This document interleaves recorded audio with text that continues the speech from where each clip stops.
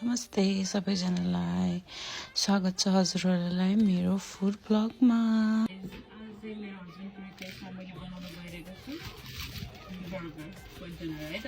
मैले लिएर आएको छु बन्स अनि त्यसपछि चिकन प्याटी, एवोली, cheddar cheese,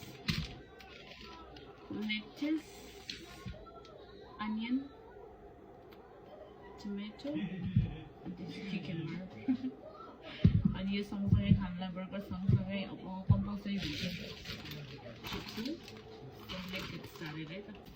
सो स्लाइस काट्ने अनियनको, टमाटोको, क्युकम्बरको अनि हल्का लेटस पनि हल्का काटिदिने।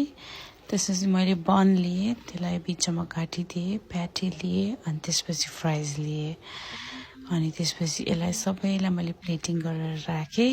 त्यसपछि मेरो स्टार्ट भयो प्याटीलाई फ्राई गर्नुमा। प्याटीलाई फ्राई गरेँ, फ्राइजलाई फ्राई गरेँ अनि त्यसपछि बन्सलाई हल्का सेक दिएँ।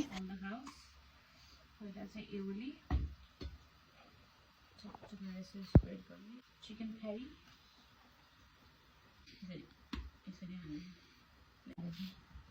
दुईटा टमाटर दुई फ्राई एउटा दुईटै हाल्दिउँ न हाली चाहिँ अब यस एवली हल्का क्युकम्बर साइडमा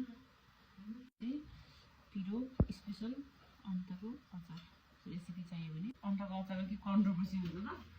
त्यसपछि मेरो छोड्ने तरिका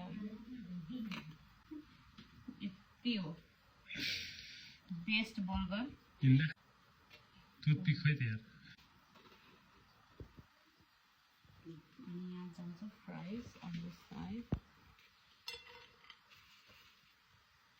ठीक छ को पनि तिम्रो लागि स्पेसल के छ भनेर नभनाएको दिइहाल्छु।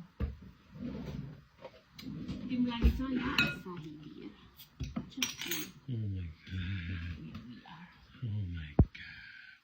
Thank you so much.